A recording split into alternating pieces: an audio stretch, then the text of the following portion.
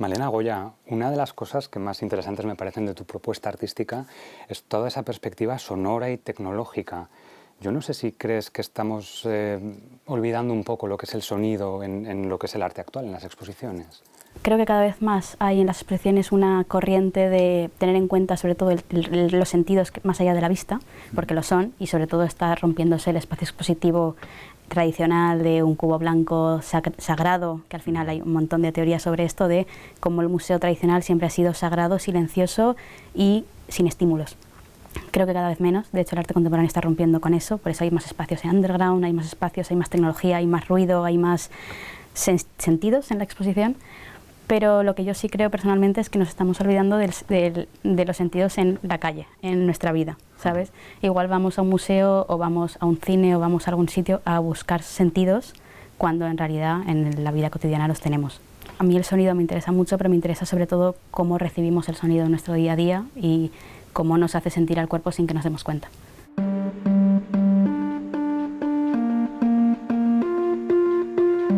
Imagino que habrá una primera fase, no sé si más pictórica, menos experimental, ¿no?, por así decirlo. A mí lo que más me interesa es el cuadro, lo pictórico, el óleo, pero siempre me ha interesado lo más material del cuadro y eso derivó en ¿por qué me interesaba lo material? Porque era algo sensorial, era algo táctil.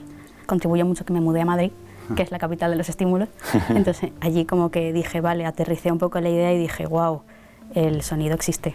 Y tú cuando sales a la calle tienes hiperdesarrollado ese sentido, quiero decir, estás escuchando cómo fluye el agua del río, cómo parpadea una farola. O sea, sí que soy muy sensible al sonido, entonces o me pongo cascos en silencio para no escuchar nada porque no quiero, o sí que voy prestando atención. Si no te puedes volver loca también, ¿no? Si estás un poco al Más pie que de nada todo. Creo que cuando te das cuenta no puedes desdarte cuenta, ¿sabes? Pero sí.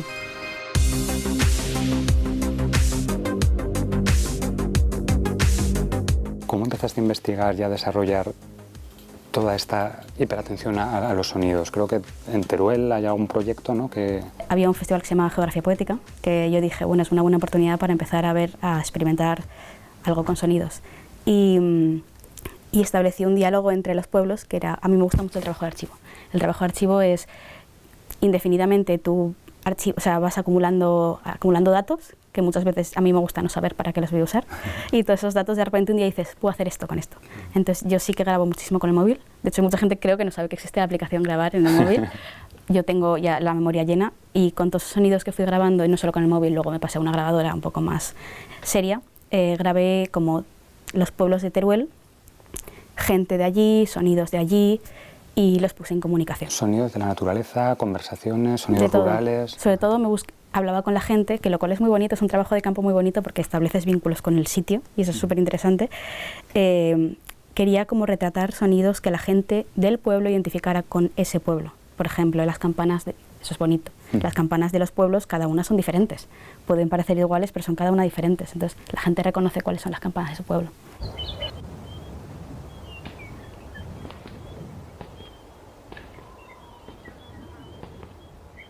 Vamos a repasar ya algunos de los títulos de tus proyectos artísticos que me parecen de lo más interesante. Por ejemplo, tengo apuntado cuerpos sujetos al código. Tuve una pequeña época, yo me voy obsesionando con temas, fue una pequeña época de obsesión en la que me reduje al cuerpo y dije, quiero que mi obra nazca a raíz de mi cuerpo, de lo sensorial, pero de mi cuerpo. Y fue justo cuando me mudé a Madrid. Y ahí descubrí, entre paranoias, que Madrid es una capital, o sea, es la capital en la que, aparte de ruidos, a mí me interesa mucho el metro, ¿vale? Es algo que para mí ha sido un punto de inflexión. El metro, el sonido del metro, la experiencia metro, en todos sus aspectos, para el cuerpo es fundamental. Y hay un montón de cámaras de seguridad. Y entonces ahí empecé a pensar, wow, el cuerpo existe también en la red.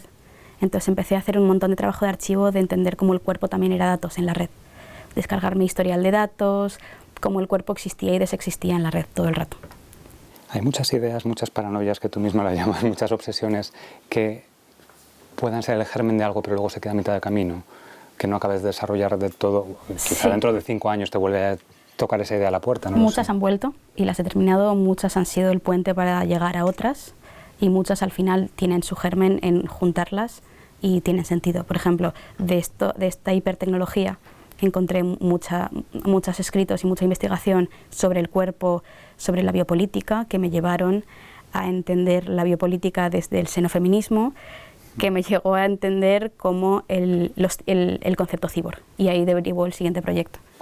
El siguiente proyecto es cyborg como herramienta sensorial. Eso es. Sí, es un nombre muy largo, pero se reduce a eso. Es muy interesante, también parece así.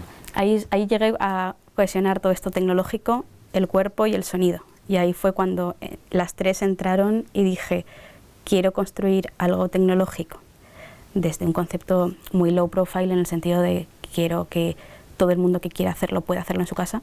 Entonces yo lo hice con herramientas, o sea, con instrucciones de internet, con herramientas que encontraba en el rastro de desmontar juguetes y montarlos, cosas así.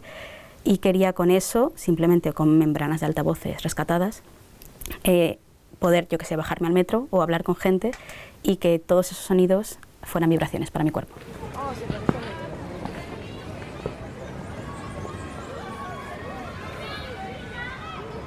Otro de tus proyectos es composiciones a distancia. Este es menos indigesto, es más sencillo, ¿no? Pues esto fue para el público, por ejemplo. Yo estaba en Madrid y me interesaba mucho, o sea, al final mi comunicación desde Madrid con la gente, mi gente querida, y al final yo además también yo nací en Latinoamérica, entonces toda mi comunicación con mi familia es a través de chats y de audios. O sea, mi única manera de escuchar a mi familia es por llamada, por audios y demás.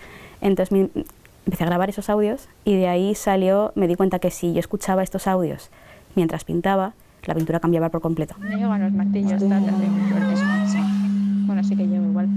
Entonces hice una serie de lo que yo llamo retratos, que no son retratos fidedignos ni mucho menos, son retratos que yo hice a raíz de escuchar voces de gente que yo ya conocía, pero a través de sonidos, o sea, de audios y demás. No escuché el teléfono. ¿Te suena cuando bajé del metro, ¿vale? ¿Me escuchas?